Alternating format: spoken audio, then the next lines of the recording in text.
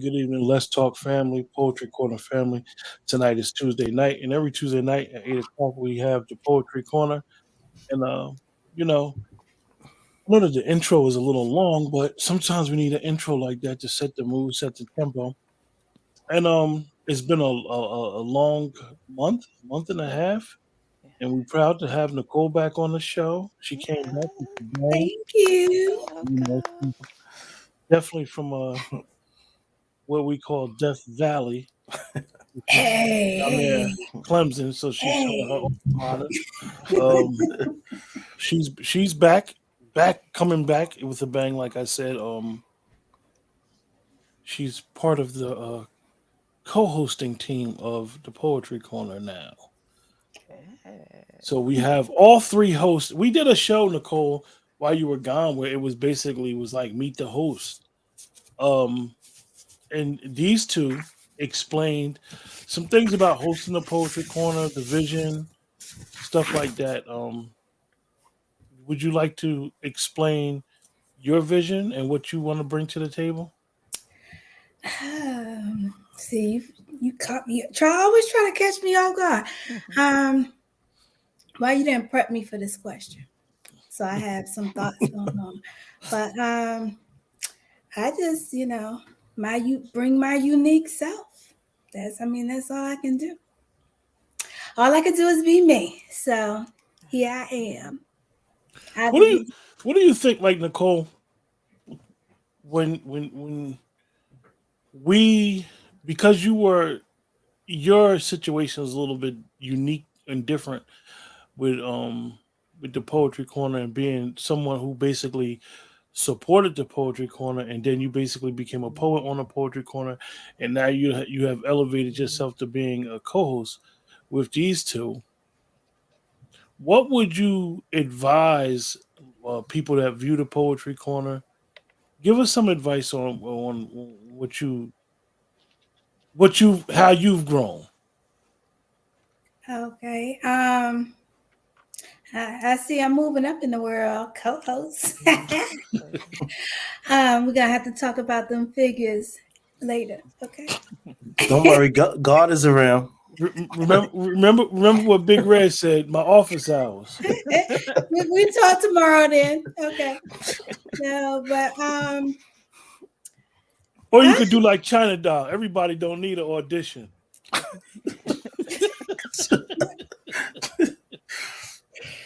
well, as far as I'm concerned, you just have to jump in and get your feet wet. That's the only thing I can really say.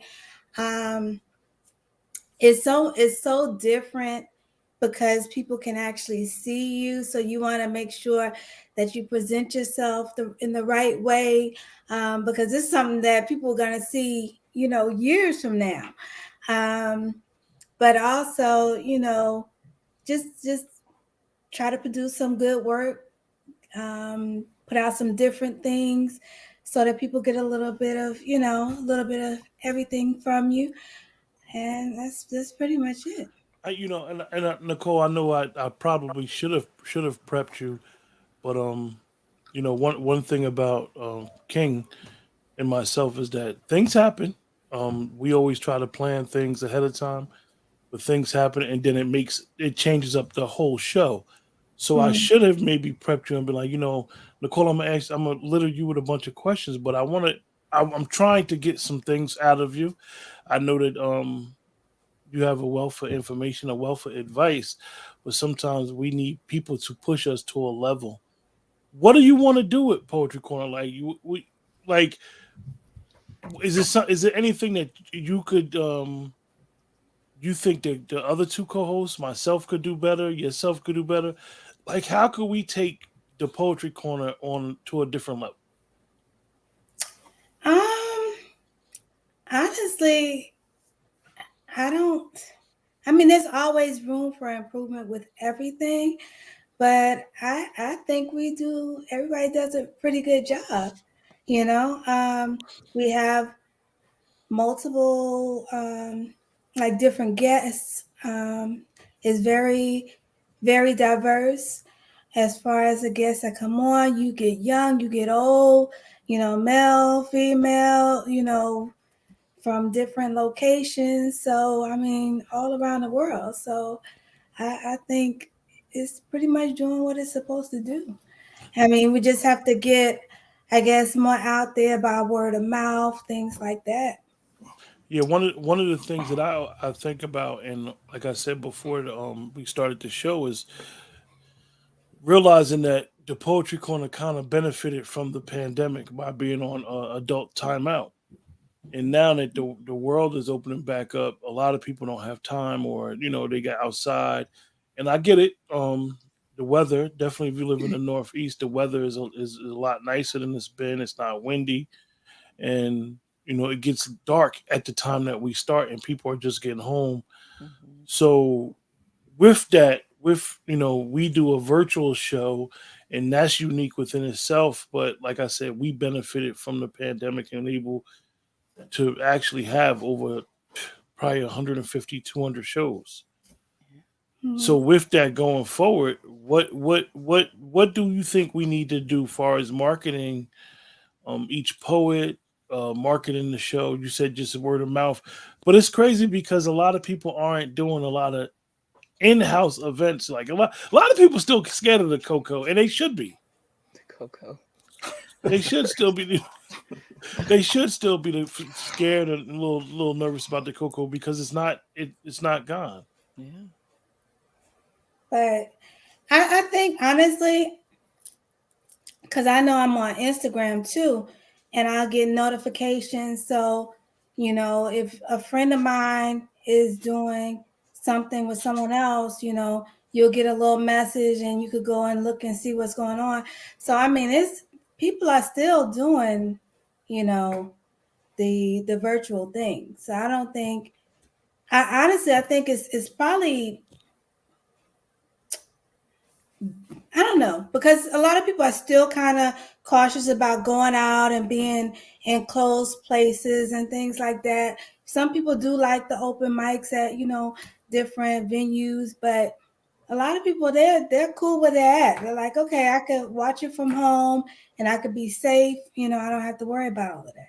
One of the things that I like I said that I did different opposed to what a lot of other people do, and I noticed that it's about 4 or 5 people that podcast that do this, is that they podcast to YouTube and Facebook. And one of the things that most people don't know is Facebook and YouTube, their audiences are so different. And it leads on me to say about Instagram, and Instagram is owned by Facebook. Instagram does not offer web. It's not a web application.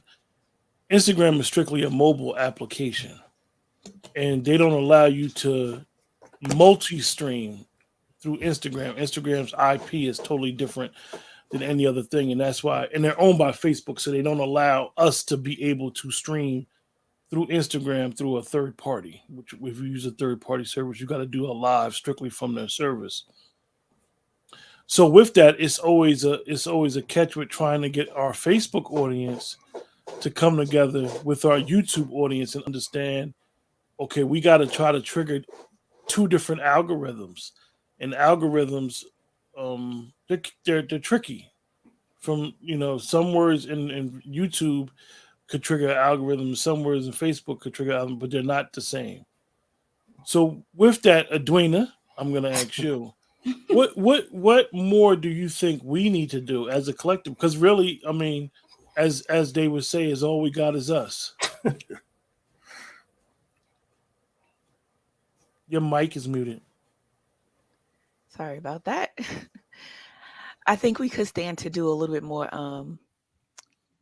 getting in touch with the people side of the poets that we touch and communicate with, because I think that if we can make them feel like they are part of this community that we're building, then, we can start, you know, blending houses, so to speak. Like their audience becomes a collective with our audience, and then we can kind of network with the people that are coming on the show, as opposed to it being like a one-off thing that they don't really respond to. The poets might necessarily respond to. I think what I'm saying is engaging the poets that we interact with, engaging our audience on the different platforms that we're on, like, promoting more individually the different people that we interact with, like, the Let's Talk family, the Poetry Corner family, our Epiphany family, and just promote it and putting more material out there so that we're more visible. Yeah, that has always been like one of the biggest things that I have did is being. I'm like I said, I'm not a poet, but I'm an avid reader, and because I'm an avid reader, I keep books around me. I've always read books. I read books at work. I read books is a lot, Mhm. and with having different poets, is that you learn that a lot of poets are authors, Mhm. and it's. I always ask myself, what is the problem with people marketing themselves? I don't think that and I could definitely speak of myself, we don't do enough self marketing, Right. and it's crazy when you think about it because if you got 10 authors, that means you should have 9 book sales. They should have 9 book sales. I mean, and so forth and so on. And like my friend Sharon, what she did with her Meet the Authors, we used to do shows together with education, is she would pay it forward Mm. and try to get authors like six. She had, I think, her first book, if I remember, was 6 authors, and then the next book was another 6 authors, and so forth and so on. She was trying to make authors out of like 100 people within a year, That's beautiful. and it's important for us to pay it forward and bring that type of energy Right. to get people to understand. Listen, this is the poetry corner. This is what we trying to do. I mean, Mhm. like I always say, even if a person can't come on the show, all they got to do is send the video to myself or King 2 or 3 hours prior, and I could play the video during the show Mm. of their Start doing poetry. that. I mean, so it's not as hard as we're making it to be with trying to build the poetry corner. King, since you've been the chef from up north, what are some of your biggest obstacles and with your vision and what you want to do with the show? I think a lot of times it's like time management, but we try to give that window of opportunity for other poets to come through and spit their pieces, promote themselves, and let the world know what they got going on. I don't know, maybe some people might be camera shy. You know what I mean? So Yeah. I always try to throw that out there, like, yo, come through. You know what I mean? Even if you do it for half an hour, you know what I mean? Right. Yeah. Even if it's 15 minutes, promote yourself. That's what the platform is for. Even the poets you're going to group. But try to build more with the interaction. Do you guys think That's the key. this is a question for all three of y'all? Do you think that a lot of us get discouraged because we don't see tangible results? I think that's true. I think that is true. A lot of times, if you don't see the results, a lot of us, especially nowadays, you're not ready to play the long game that it takes to really be into something like this. You have to really be prepared to have a season where you're just working the market, a season where you're trying to be creative, a season or a time where you're trying to, you know, figure out different ways to make infrastructure in what you're trying to do. It's so many different moving parts to trying to be an author. Sometimes you can get caught in that imposter syndrome. I know I'm speaking on behalf of myself. Sometimes it's hard to when you don't see the reaction or the results that you expect. A lot of times it make you question yourself, and sometimes even when you do, it's still you still have a tendency to question, are you doing enough? I know I feel that way myself. Like, it is only 24 hours in a day, but am I doing enough to promote the different moving parts that are involved in all the different hats that I wear? I know that's something that I deal with a lot. And I think a lot of people, they want that microwave success. Like, Right. I want to be popping like right off the bat, Yeah. and sometimes it doesn't work like that. And Right. and some people are not very vocal as far as they don't want to have their face. They're not really um out there like that. They don't want to have their face and things. They don't want to be in the mix. They want to kind of stand in the background, but then you still also want to see your book sell too, or people get to know you. But if you're in the background, no one ever's gonna really know who you are. So Right. Right. Yeah. it's like catch-22 kind of thing. Right. And it's a But discipline thing, I think, a lot. For creatives, you have a tendency to be off in your head very often when you have to do, you got to do the work. There's a lot of work involved. Even if you get, in the old days, you would think that if you get published, there's no work. There's not as much work to be done. But if you're doing self-publishing, you can still be just as successful, but you have to be ready to do the work. And there is a lot of work involved in promoting yourself and believing in yourself enough to promote yourself on a regular Yes. basis, hey, consistently, Danielle. consistently. What's up, La Pearl Negra? Love her. My Yeah, my and my then biggest issue is always, when we talk about promoting and really trying to get the word out there, what's going on is after a couple of years now, we know, like, this is where we're gonna be at, 2 o'clock, unless something for unforeseen happens, basically with my job. I'm always the one that, if the show don't go on, something that means that I'm either still at work or whatever. So usually that's usually probably like once every 2 months that happens. Mhm. Um, One of the biggest obstacles that I see that, like I said, I think that we get discouraged. Like, you could, like, definitely dealing with social media promotion, where Yeah. you could put something on social media that makes no sense. It's a joke, sexual, whatever, and you'll get 1,000 likes. But then you'll do something mhm, like a flyer to promote you doing a show, and you might get like 2 likes.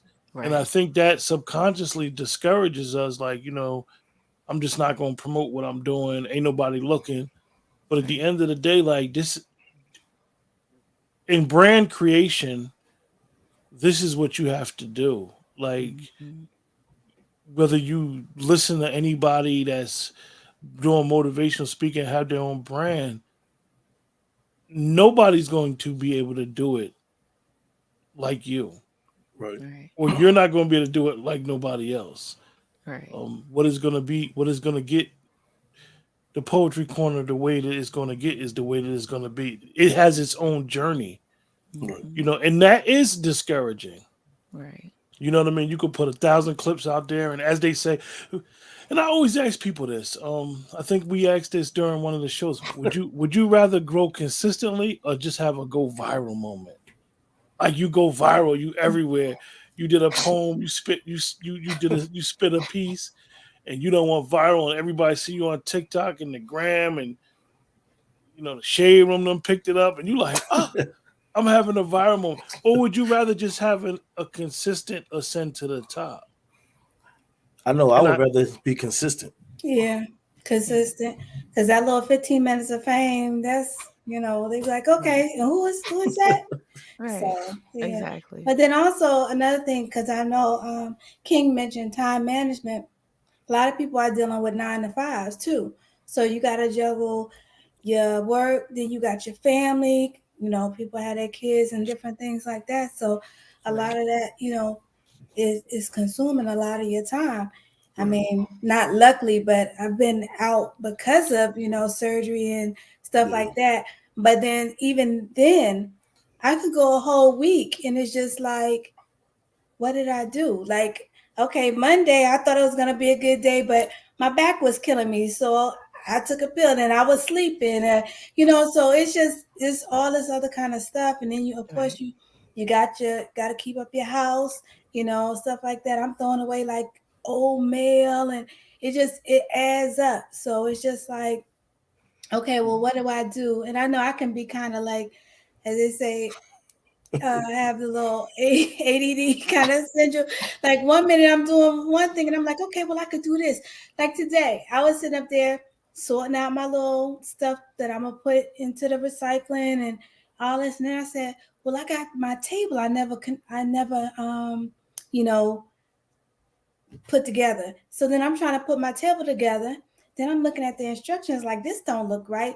Then I went to a whole nother tangent like, okay, I'm gonna do this, I'm gonna do that. So it's just like you have to focus because I know I do get off track. So a lot of times you just have to be like, okay, I'm gonna sit down here for this hour, Right. and I'm gonna just put these out, do this, do that. You know, it has to be a point where you just have to just make the time. Right. I think that you have to take a perspective like if you don't love it enough to make time for the work, then how do you expect anybody else? Because the thing about that slow and consistent is that you have an opportunity to build a vibration. You have an opportunity to build an audience that expects something of you more than just one poet or that one viral post that got in everybody's head and disappeared the next day. But that's a responsibility because there's an expectation. And like you were saying, if you don't make time for it, that's the hardest thing to me, is to convince myself that in spite of all of those other things and all those other plates that's on the table, this one has to be important enough to like show up for it, even when I'm not feeling all of that encouraged, and be fortunate enough and blessed enough to have people around me that's like, you can do it. You know, you actually pretty fly, you know, giving me all of this encouragement and make me feel like when everything else will tell me, put this on the back burner for now and like it'll wait till later.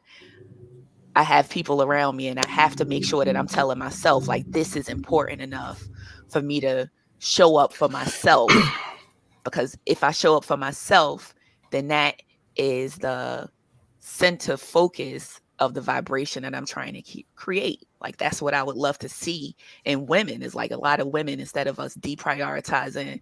I'm sorry, I'm not making this about a men versus women thing, but I'm speaking on perspective of mothers and women and the road that I've traveled. And it's like, you have to find your center and hold that center down.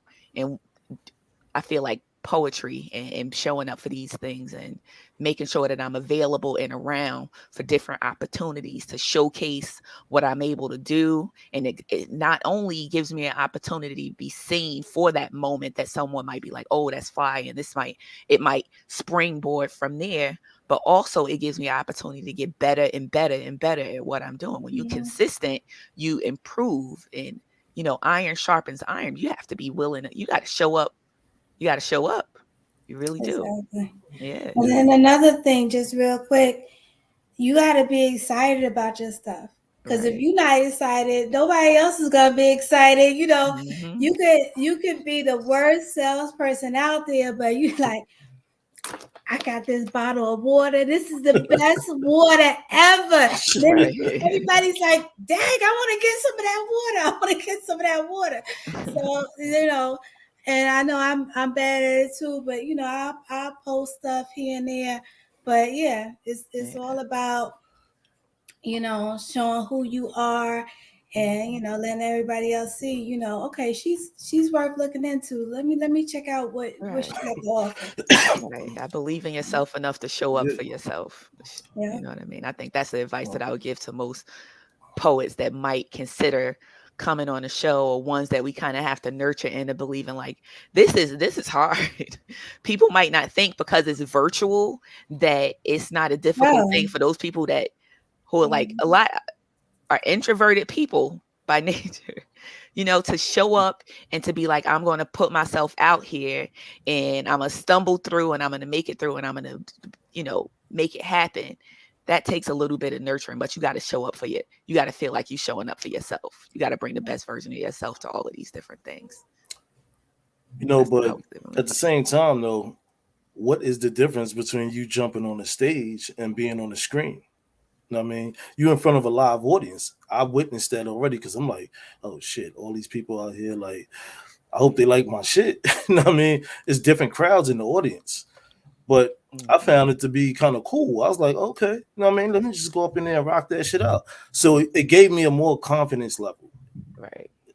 You know, surrounded around the things I'm doing. And my biggest thing right now is I feel like I've elevated, you know what I mean? To work on 3 books at one time, you know, editing and everything like that. It's like, damn, like, oh yeah, I could do this shit. You know what I'm saying? Well, I'm doing this, I'm doing that show, doing that, doing this, working 2 jobs, this, that, and the other. So it keeps my mind busy, but at the same time, I'm creatively steady. You know what I'm saying?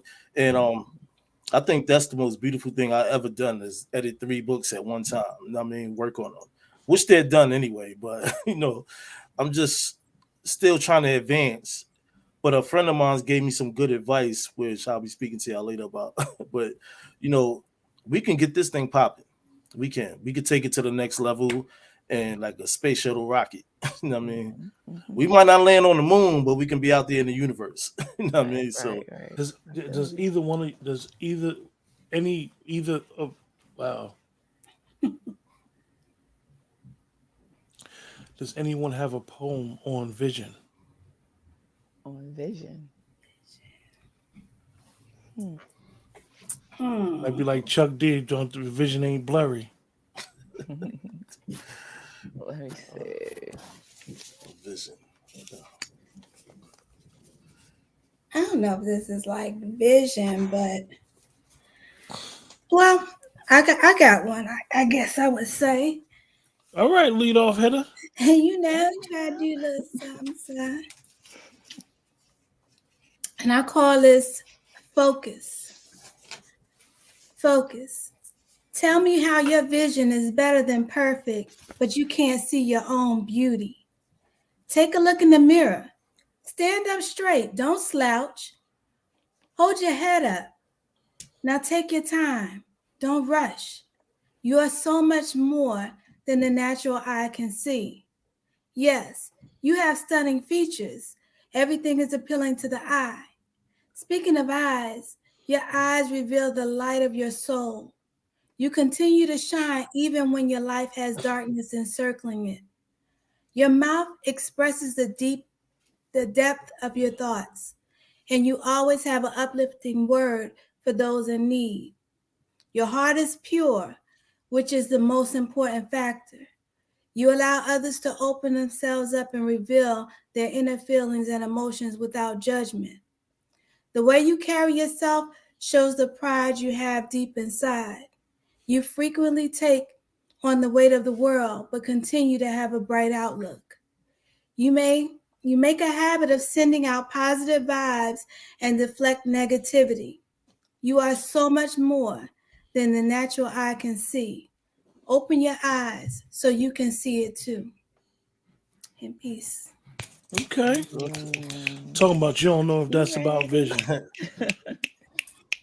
That was beautiful. That was nice. I like that. Sometimes you just gotta, see the best that is in you, True facts. Edwina, you got a poem this week? Did you write anything this week, Edwina? You know what? I have been in a little bit. See, what happened was I Don't tell started me you a was in. job Well, last listen, week. if you so- say you was in writer's block, I'm gonna let Poetic know about this one. I know. I keep replaying his words in my head like I'm letting the whole team down, but I'll be on her, cuz. he on me every day. Like, listen, I just wrote this while I was on break for 10 minutes. And I'm like, man, I'm gonna ask you a question, Edwina. What have you done in the last 7 days that was strictly for you? What have I done in the last 7 days that was strictly for me? Honestly, showing up to the shows, showing up and making sure that I get the flyers done. That's been it, because the plate's been full. And sometimes I think that I have to make space for that to be an important leg of me as a poet. You know what I mean? This is my foundation. You know what I mean? So even if everything else seems like it's playing tug of war, I try to show up for the poetry shows. I think that's the most recent thing that I've done. I got something for you. All right. Got a pen and paper? Yeah. I got it. 7 Habits of Highly Effective People. Oh, I want you to read that book. okay. All right. I'm putting it in my cart right now. 7 Habits of Highly Effective People. Okay. I got you. I remember most of them, but I do need to revisit. I remember some of them, not all of them. Lord Atterbury, what's going on with the poetry hip hop edition? What's going on with that? Just slightly break. Just need to reinvent some things. Oh, Come on, cuz Lord Atterbury, that's the erotic joint. That's the erotica name. Still let king. me ask you guys about that. When you guys, because I'm like I said, I'm not a poet. I just have the best seat in the house every week. Excuse me. Do you guys feel like erotic poetry is the person's alter ego speaking for themselves? Yes. For me, it is. That's why I differentiate king and lord. For me, it is too. Hey, It is. watch yourself. Oh, it's not. I'm just saying, it's like this. It's this alter ego person that writes that stuff. Yeah. You know, one of the things that I noticed about poems, and I'm even like this with reading. And I'm never gonna say that a book or a poem isn't good. I'll just say that some books and some poems are, and I learned this in culinary school, right? It's able to paint a perfect canvas where you could just close your eyes and listen. If you're listening on Kindle, if you're reading a book, because I like to read actual books, I don't do the Kindle thing. But some people like audio books or Kindle, right? But if you close your eyes and you just paint a picture and you just see the scenery, boom. Yeah. And some poems, sometimes we have shows where some poems just be like the poet takes you on this journey with them, Mm-hmm. where you can envision everything they saying. Mhm. I'm gonna ask you guys that. Did you ever be so in awe, like y'all on the show, and somebody spitting a piece, and you ever be so in awe of that piece that you get tongue tied and be like, "Oh, I'm Yes. supposed to go Yeah. next," or "I'm in a Right. poetry cipher with them." Like, Yes. For sure. explain that feeling. That feeling is remarkable to me because it's like you hearing the narrator and it's like, wow. And you Right. just they taking you step by step by step, and it's like, oh shit. And then they hit you with the boom, and then you're like, oh shit, like for real? Like, damn. Make you Right. want to say sometimes I be feeling like, yo, you want to repeat that poem again? I mean, Right. but Yeah. but yeah, it's nice though. It's a nice feeling to have. It is. I mean, it entices me to get a little better writing and stuff. I'm like, damn, I love that shit. Like, Right. Yeah. I mean, because I even compare that to like watching shows and movies, because you know how you watch a show and the scenes just be like so far fetched, you be like, I don't believe it. Right. Or I can then get you into it. like if you're into sci-fi movies and the sci-fi just be extra, you be Right. like, come on. But then it could be like it could build you up. I don't know, you guys are And throw authors, so you you in. guys know Yeah. writing techniques and stuff like that. But Yeah. it like builds you up. Right. And then they come with that old crazy music Yeah. and builds you up and it has you It excited. draws Like, you in. because I'm telling you, like if when you go back in some of the older shows and you think about all the poets that have that we've been blessed to listen to on the show, and they've came and it just be like, yo, Yes. remember such and such took us on that journey? yeah, Mhm. Like everybody that know that I love Jazzy Sky's bitter. I love your bitter bitch, and I love Jazzy Sky's I know which one he's talking the about. addicted. Yeah. Conflicted addicted. I can't Yeah. remember the name of it. It's actually still in my phone Mm. because she had sent it. She had sent it a video of her doing it, and you think about that stuff and you think about how, like I said, you able as you guys as artists take us on that journey and being able to take your audience on that journey. And that's the thing that for King, and I know Nicole and Zwina, you guys started doing virtual poetry first before y'all ever was in front of an audience. Right. And how doing it virtually probably was easier, in my opinion, than doing it from an audience, because you got an audience and it's no such thing as booing. Right. So you're gonna go there and you're not gonna be booed, but you're still gonna be nervous. Right. Yeah. You're still True gonna be facts. like, did I come off right? If some places it might be open mic, and then you'd be like, I don't want to come too erotic and have people thinking I'm some type of freak, but I want to be able to express my vision to them, Right. Yeah. where I could take them on that journey. Right. So I King, think- let me ask you, because I know that you had did the you've been doing this a while, and you had did that open mic in front of a demographic that you kind of wasn't expecting to do it in Twice, front. How was that? twice I did it. The first time it was just like, shit, my hand was shaking a little bit with the paper. I was like, man. But I was nervous at first because when they called me up there, I'm like, shit. I hope this joint is all right. So I'm flipping through my pages, like, which one should I do first? So I was like, you know what, fuck it, just go for it. So as soon as I started doing the first one, and I got the round of applause, I was like, oh, okay, all right. So I became a little comfortable. I got out of my comfort zone. It was white, black in there, and I was just like, all right. So I was a little more engaging with the audience, you know what I'm saying? So then I recited my other pieces, and I got comfortable. The second time was a little different. I was tired, and I was like, what if they be like,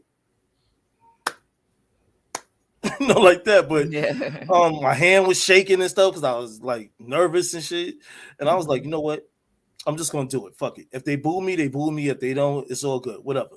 So I went about and did it, and they came up to me afterwards and was like, we enjoyed your poetry. Thank you. When a couple of people asked me to recite poetry at little events they have, they took down my name and information and stuff. And I was like, wow. One lady was like, I would like to place some of your books in the library. And I was like, she took down my information, and I was like, wow. I was like, damn, this is cool or not. So they was like, Let me ask you, did you ever think like when you go in a venue and everybody claims that they could do it anywhere. yeah, It's easier said than done. We all love to be comfortable. Comfortable is ease. Uncomfortable is hard work. yeah, When you go in a venue, do you ever say like, okay, I got some super high frequency octane for these people, and it'd be like you coming in and you got a target audience, yeah. but then your audience is totally different than what you're trying to target. You don't want to be too political, as we would say. You don't want to be coming too conscious. Did you ever just feel like, you know what, I gotta spit what I want to spit because this is the vibe that I'm feeling? Yeah. And it was a talent show. So you had people doing comedy, you had people just playing guitar. So I'm just sitting there, trying to catch the vibe of everything, because I always live on vibes and frequencies. So I'm like, okay, nigga, just get up there and do your thing. You know what I'm saying? So it's two other poets here, but make sure you bang that shit out. And that's what I did. I just built my confidence level up and was like, yo, you that dude right now. You know what I'm saying? So, but like I said, they had a host of different things going on there. So, but I just did my thing, and they welcomed me back anytime. So I was like, cool, it's right up the street from my house. So it's a whole different experience. You know what I mean? But maybe some people feel confident like that. They've been doing the open mics and all that. But me, if I was in front of that type of particular crowd, I'd just be like, okay, I probably have to carry that same energy. You know what I mean? Like, yo, fuck it. No, if they boo me, they boo me. If they like it, they like it. Whatever, I don't care. Well, I think as far as like, and I've done a couple like face to face, but it's kind of like the Apollo. Somebody going to sing a gospel song, they're not gonna get booed. Like nobody's gonna boo you, and it's not. I mean, because with poetry, it's like your own expression. So everybody's gonna be different. Right. I've never seen anyone to get booed or anything like that as far as with poetry. Right. Now it might not be your cup of tea, so you might not be like encore, yeah, jumping out your seat. But I think everybody's pretty respectful when it comes to that. And I think anytime you're going up in front of people that you don't know, it's just always going to be like a little apprehension, like, okay, I hope they like it, Right. it is what it Yeah. is. I mean, because I think we've all had the part of our lives where we like, and I know I did, because I didn't share my stuff, it was just with friends, stuff like that. But when you actually got an audience like really embrace you, that really boosts your ego, and you like, okay, well, maybe I'm pretty good at this thing here, Right. Yeah. For sure. Edwina, let me ask you a question. Yeah. What's that? You come from a city where the present mayor is a poet, Right. One of my favorite and he poets. loves to spit his poetry. Mm-hmm. And the arts district is very, very enriched in that city. There's always something going on. Yeah. Rest in peace to Bria. She was a big poet in the area who passed away at an early age, and it kind of galvanized the poetry community in that area. Yeah. She actually has a street named after her. Mm-hmm. So how, coming from that area, like you're literally a rock away, you literally grew up a rock away from City Hall in Central Ward and down that way. Yeah. How is that to, like, you starting to do your virtual thing, and you might walk up, and how that area is, you might walk up in a cipher and it could be, you might see Most Def in a cipher somewhere. That's what happened to me at the last. It wasn't Most Def. If it was Most Def, I probably would have passed out. Because that is, oh my gosh, I love that man. I love him so much. But there was some deaf poets in the audience that were showcased, and I went in as part of the open mic, and they just kind of, some of my relatives showed up a little late, and then as I'm giving them hugs, they called my name first. So unlike being able to say, all right, let me see what the vibe is, and I can spit what I think I'm going to spit, I did this piece called Big Belly Jukebox. It's about music, and it's kind of like, it's not erotic, but it's a little sexy kind of I'm thing. gonna ask you a question. I know King does it. Nicole, I guess, just made her ascension. Have you told somebody, like, yo, I host a poetry show every Tuesday on YouTube? Have you On a said that to regular anybody? basis. I do. You said that to I do. somebody? How did you Yes. feel saying that to somebody? Did you feel like you was bragging? I told them at the show that I was in, and I went to another show with one of that Mojave threw, and we told everybody, like, we are hosting on. He was told, like, I try to promote what we're doing, like, come through for all of the poets that are on there. I'm just haven't gotten to the point where I'm like, all right, you got to handle people like their talent, and their time is valuable too. And you have to get people to commit to something, which is a little bit difficult, but I definitely do promote it. And it did come out the first couple of times when I did it myself. It came out a little clumsy, but I'm like, it's out there and I'm out here. It's funny. It's funny. It's like and I never want to say that a person isn't known or unknown, right? But it's like the well-known poets who are like stars, or so they do other stuff outside of poetry. They might be in TV or singing. They're very available for a show like this. If you were to get in touch with them, or they'll come and do a quick open mic somewhere in a as we saw, a hitting the wall venue. But then the local poets who may not be as known, they don't have no time. They'll be like, yo, I'm busy. You'll be like, yo, what? Okay, we understand that you're busy with life, because life will make you busy. But then, like, when you're trying to reach out, like you said, we Most Def would be, and I know that he's not the only known poet, but he's always available if you catch him. Yeah. He shows up and he'll just spit a bar and just spin off on you. You know Whatever. what? So I always find that interesting. How poets are. You guys are very You just gave me some idea. Every time we have this little round table discussion, I'm like, I need to leverage that because that is very true.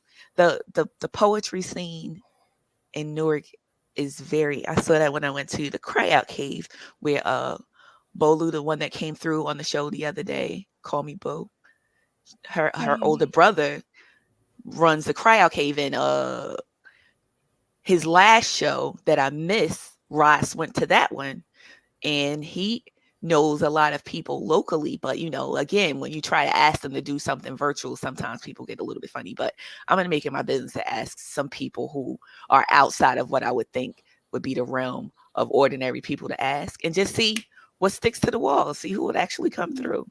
I'm going to really definitely start doing that. Yeah, I mean, even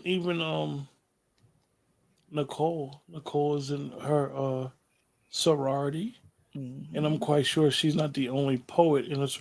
See, it's all about our network. We all have our own network, and sometimes we don't realize we call it the power of influence. And you gotta ask people and be like, yo, such and such, who do into poetry, come on, spit your piece. Like I said, even if they can't come on, just get the video to King. Right. You know what I mean? It's not that hard. Yeah. We need people like really. I mean, the poetry corner. I look at it as Nicole is like the biggest success for us. What? What are you talking about? No, for real, because you started out as a viewer. Even though you wrote poetry prior to watching, you supported the channel. You supported the vision. And Facts. Here it is now, like you're co-hosting the show. And I say that. I was just saying that the other day. I mean, that should be something that's an accomplishment. Absolutely. I mean, it's people that say they're going to come on. They don't come on. Yeah. You in the building. And that's one of the things that people, we sometimes we lack consistency. Well, like I tell King all the time, I'm gonna do what I say I'm gonna do, unless it's like a real issue, and then I'm gonna let you know a couple hours before or earlier on that day. But yeah, I try to stick by my word. Well, we appreciate you, Nicole. Did y'all think I would be able to talk this much for 50 minutes? No. without even having the show, right? Not at all. We only heard one poem. Right. It's informative. Go ahead, Rena. Break one out. What?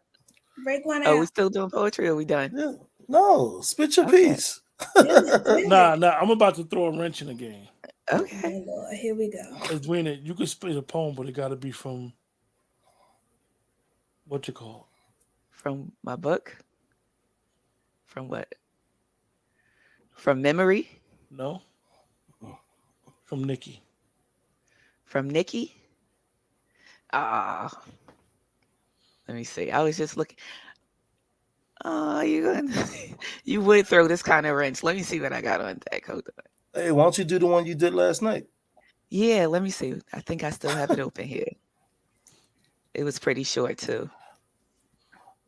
It's funny you said that, because she spit a nice Nikki joint last night.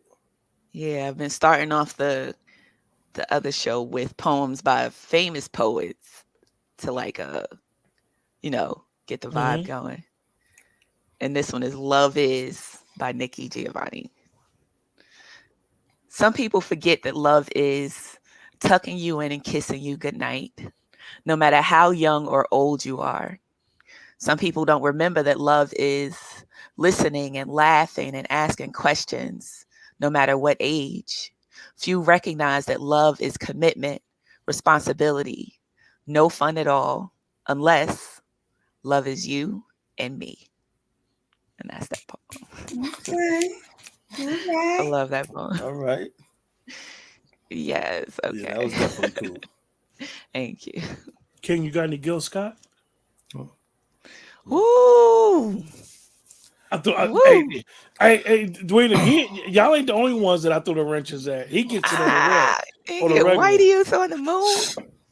So you ain't got no. I got Whitey's on the moon on deck. Cause I write too much. I write every day. What about your mentor? You got anything from your mentor available?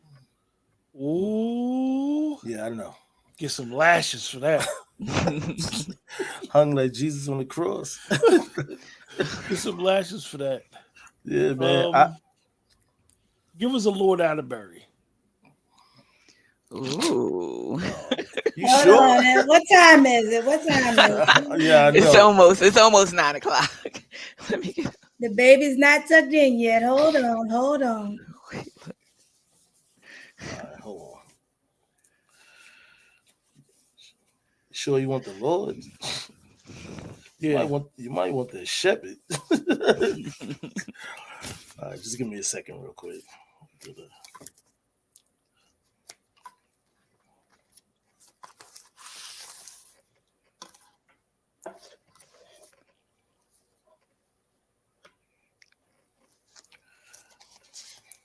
All right. Gotta go through a little transformation first. Nah. All right, this is a piece titled Brush by Lord Atterbury. Sit you on my lap, look in your eyes, kiss your lips, caress your inner thighs and hips, touch the moment, that's it. Baby, take a breath, exhale the weight from your mind. Let my fingers walk up the back of your shirt, teasing your spine. Rub your shoulders with these hands that carry sun power. 30 minutes feel like an hour, skin softer than baby powder. Place my tongue on the side of your neck. What's next? Unfasten your belt and button on your jeans. That's the love nest. Sending messages from the unknown, my bone. Speak to your body's home. Hello, baby. Am I home? My right arm extend as a friend, the left identical. Fingers become tentacles the octolion resemble.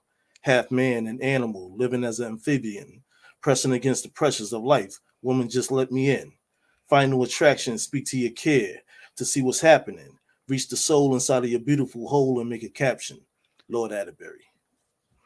Ooh. Okay, now. That was hot. Thanks.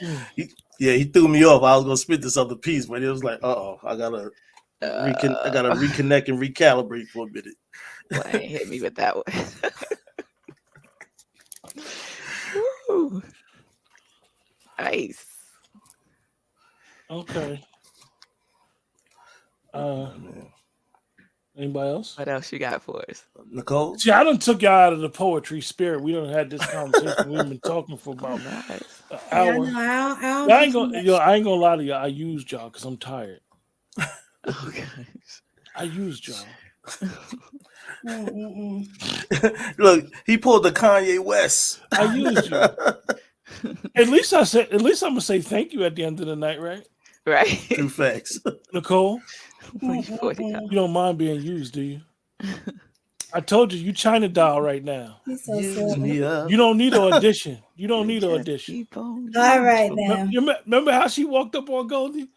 She said, "Everybody need an audition to choose you." He said, "No." He said, "Hold up, baby.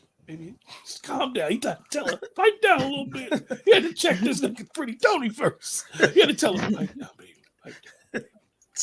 And Pretty Tony was just bragging about China Doll, talking all that stuff, talking about how much money he done got. She done stepped in there with the little puppy Toto. She came in and struck. Yeah, you need a nap. No, it's the truth. I'm telling you, watch the Mac and watch that scene. Yeah, I know that joint. China Doll came in there with that dog, little Toto. She said, "Does everybody need an audition with you to choose you?" He said, "Hold up, baby. Hold up a second."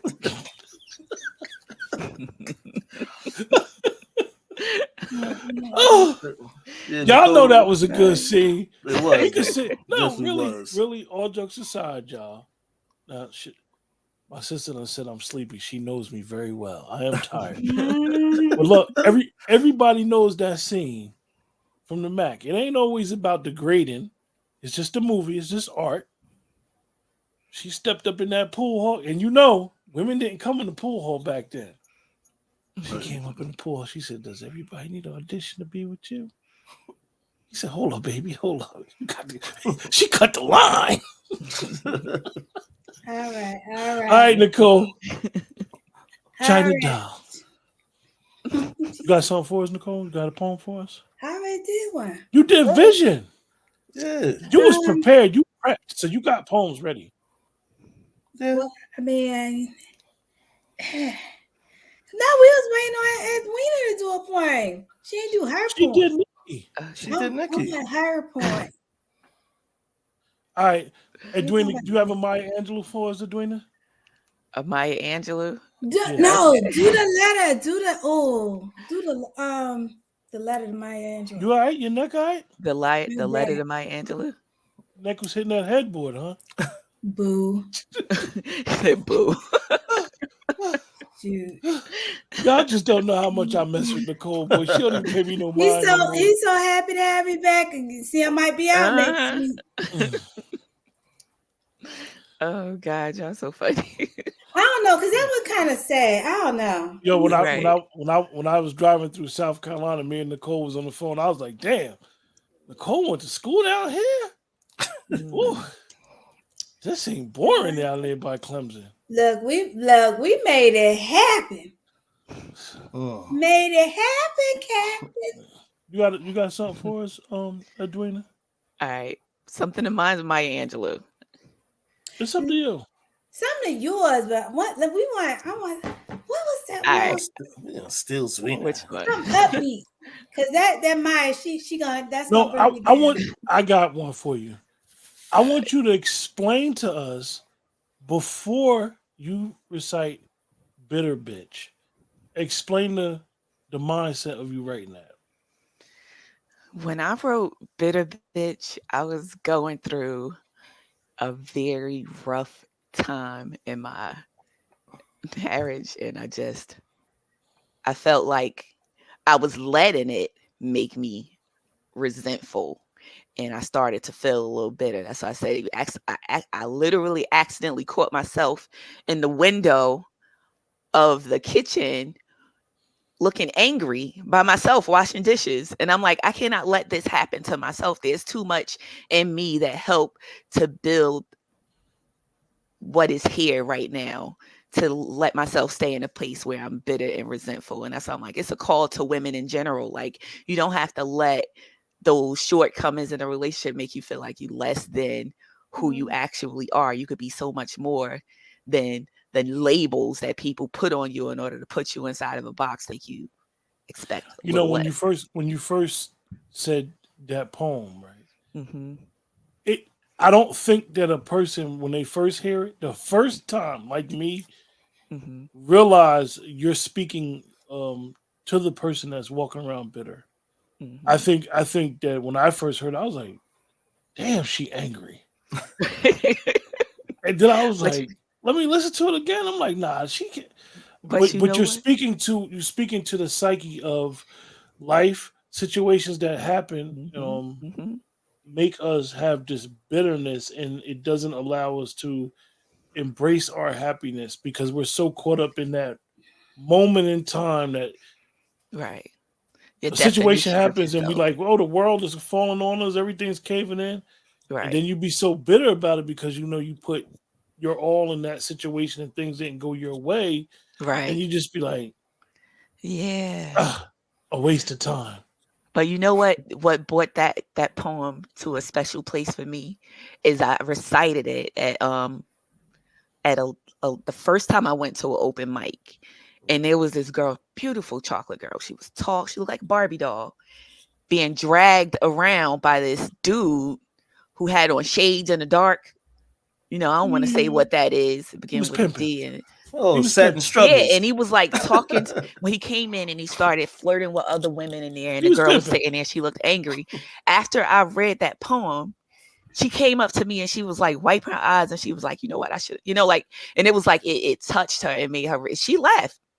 She left after that, and she was when she walked up to me and told me that, I was like, "You know what? Sometimes you can touch somebody, even if it's one person." Y'all thinking I'm playing because I'm tired? So you disrupted his stable. I think I did. I'm in charge of the girls. Yeah. Yeah, you disrupted his stable, yo. Yeah, he was gonna have you go out there and make up for that money he lost. Oh gosh, no. So, But yeah, I had fun without doing it for that further reason. ado, Yeah. bitter bitch. Oh, okay. All right. I know I was about to do that. Okay.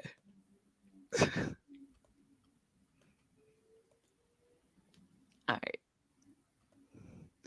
This bitter bitch is tired of sitting idly by in silence while you run around town with your new girl now, flossing like ungrateful tyrants. You call us bitter and call us bitches. It seems convenient timing because when we held you down and propped up your crown, you claimed we were putting our time in.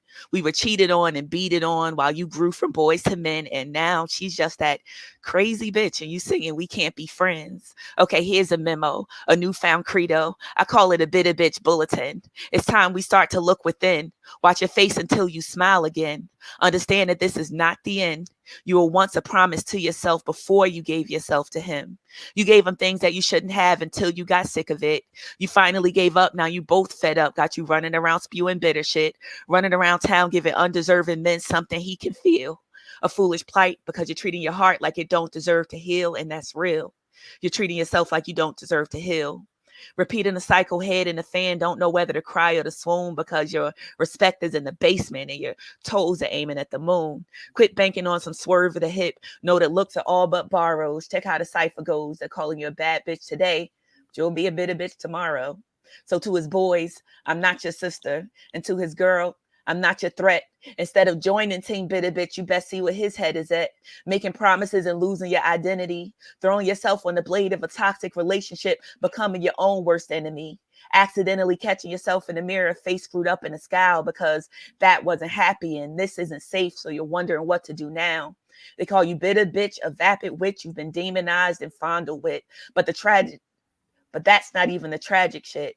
The tragedy is you've accepted it. You weren't meant to be amiable. You told him how to check his ego, placed a priority on fostering his dreams, even if it meant letting yours go. Built a dynasty crying blood, you see, with an arch back on all fours. You're a masterful architect of men. Now it's time to build on yours. Quit sitting back bitter talking shit about how you gave him too much. Stop treating the past like it was your last. He was a rough draft. Now for the final cut. Get off your knees, bucking for love. You're not a beggar in the least. Peel out of that self-pity beast and embrace your inner beast. She's neither bitter nor a bitch. She's a force for them to reckon with. Instead of being his worst mistake, be the woman he was born to miss. That's that piece. Hey. Yes. All right. That was a flex moment. Thank you. I appreciate that. Let's talk. I didn't expect that.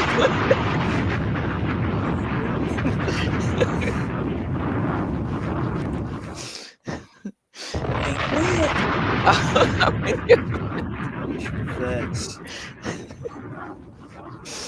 Oh, thank you. Yes, ma'am. Do you realize what that poem is saying? But you know what? That's it. Is that the one? That was the turning point. That was the turning point where I'm like, it's time. It's time to give up on that idea of who I am and start living the dream of who I want to be. You know what I mean? That was that turning point for me, that poem right there. Nicole, what is your favorite poem you ever wrote? I don't know. I Am? Huh? Didn't you write one that said was titled I Am? No. Oh, what was it? What was the title of it? You did it like 3 times. I Miss You? That's it. Mm. I do like that one. That's Yeah. I do like that one, yeah. But it's so many because it's like different points, different things. So yeah. But do you think when I Miss You, do you think that poem speaks to somebody who and this is the way I take it. They going on their journey, and they going through their journey of life, and they lose their self, and they start missing who they used to be. Definitely. Yeah. And it's like Told y'all I do be listening. Like y'all don't think I listen. do. Y'all think I just be in the cut playing. Yeah. It's like, all right, I'll be off the doing. Even when I'm not on camera, I'll be listening. I pay attention. Like, dad, give me more credit than that. No, but that's exactly what it is. And it's like I've been there, and it was like, I don't even know when I wrote that. And I always say, like, music is a thing for me. So I love my music.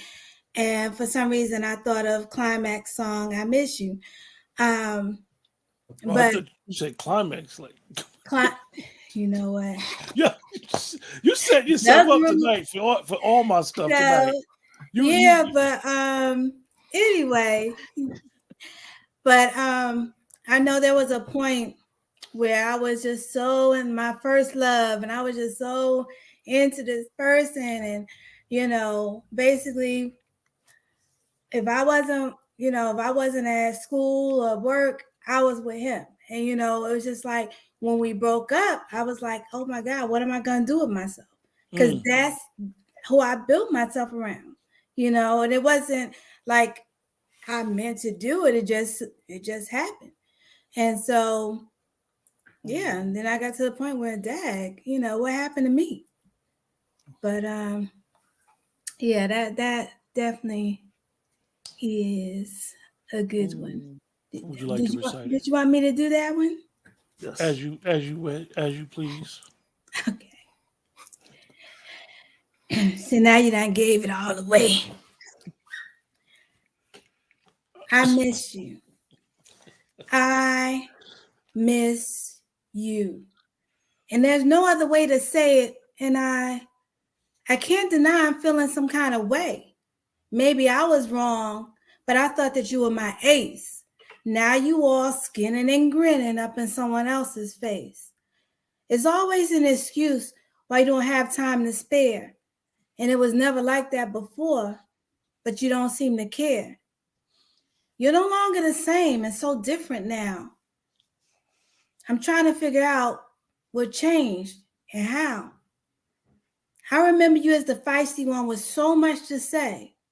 Now you just hold your tongue and look the other way.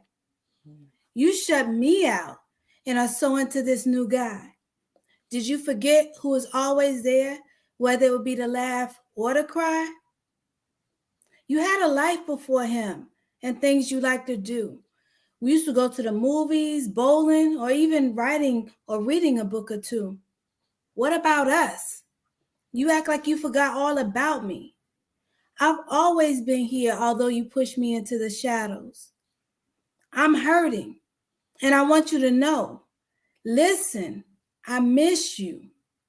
I miss me. In peace. Let's talk about it. Thank you. Love it. Love it.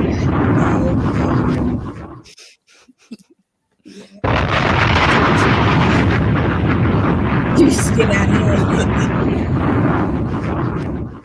That was Definitely dope. was nice. All right. But that's one of my babies there. That is Now dope. he has written 25 books. 50 million books. He has 6 jobs. No, honestly, King, I know you don't.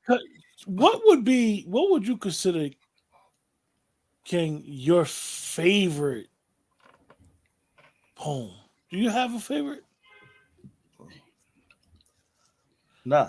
Is it one? Has it ever been one that was like dearer to you than any other one? Like a poem you know how like you have a go-to poem, like Nicole. Let me drive the car. All right. I thought I was co-host.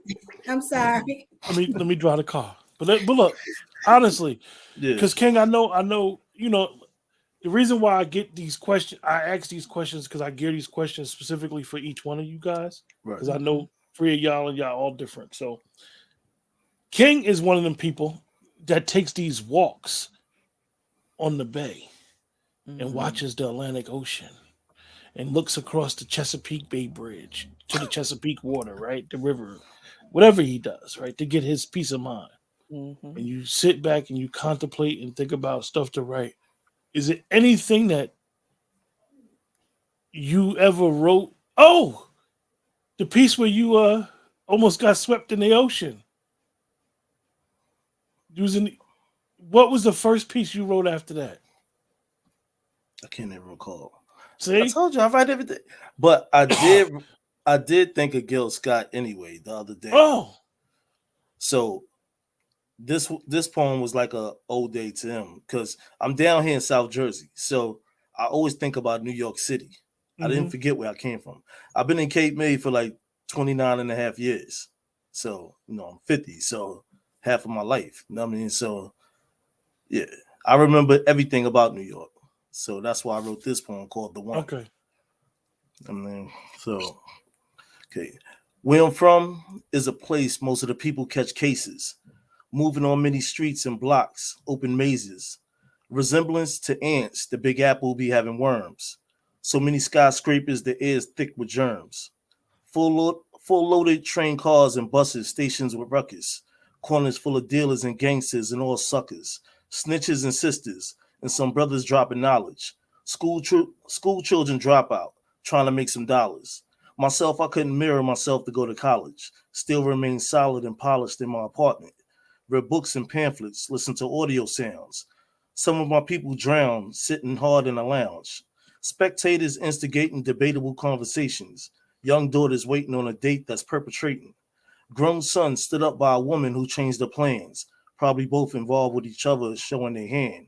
Managers doing employees dirty on shifty hours. I knew a woman who got flowers and lost gifted powers. Once a king struggled with structuring his life, returning having passion for his craft, it must be nice. Gold diggers hiding in plain sight on game night. Her name same as a blade, but we'll say the kitchen knife. Things become crazy when you see what I see. I'm probably not the first to witness this call ID. King. Thank you. Appreciate that. Let's talk about it. Woo.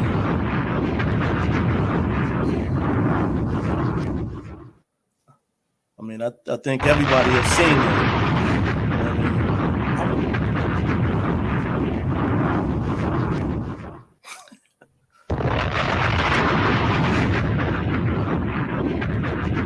It's that moment. I want to ask you a question, King, before we close out.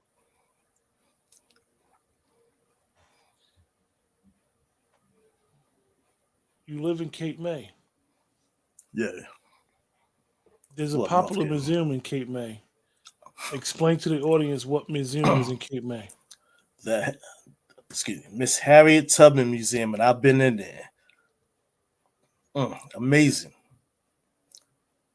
Lafayette Street, Cape May. And it's right next to the first black church in Cape May, Antioch Baptist Church. Been in there too, unfortunately, because of certain situations, funerals. But Harriet Tubman Museum, Cape May, New Jersey, beautiful, wonderful. I loved it. I caught all the essence of it. Sometimes, right? And I'm a big, like I said, I'm a big reader, but I love history. I love it. We don't realize that some of the land that we walk every day was part of our ancestors' literally walk to freedom.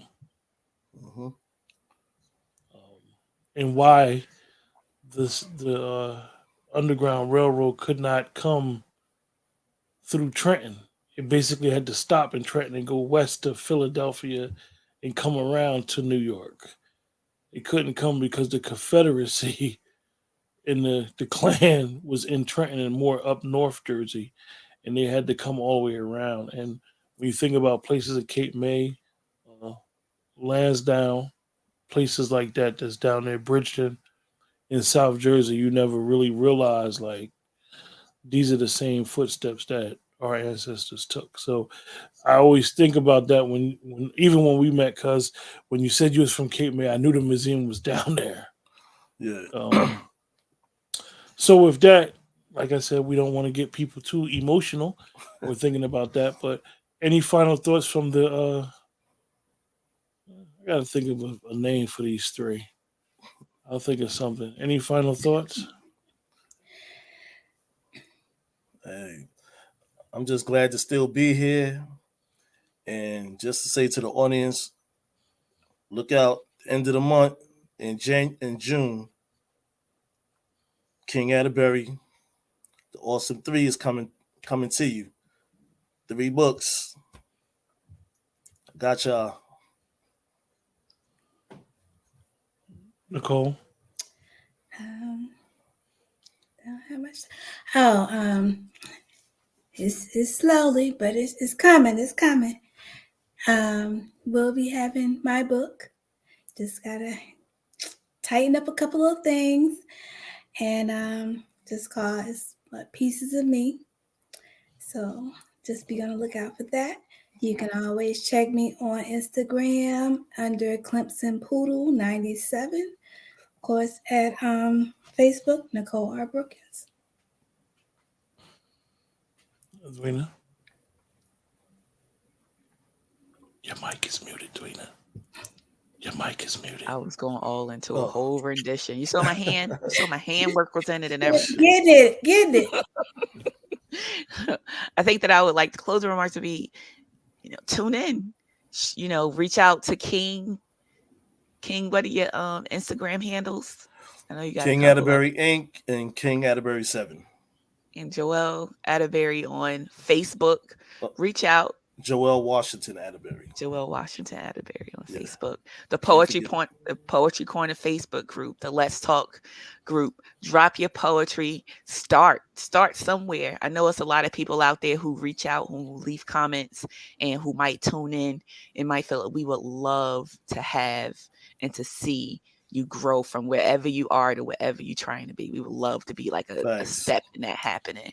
So definitely tune in or come through, reach out to King if you'd like to be on the show. And, that's what all I have to say for tonight. It's one big family. Yes, with that, everybody have a safe week. And we will see you guys next Tuesday, 8 o'clock. All poets welcome. Take care. And remember, peace, love, and poetry. Good night.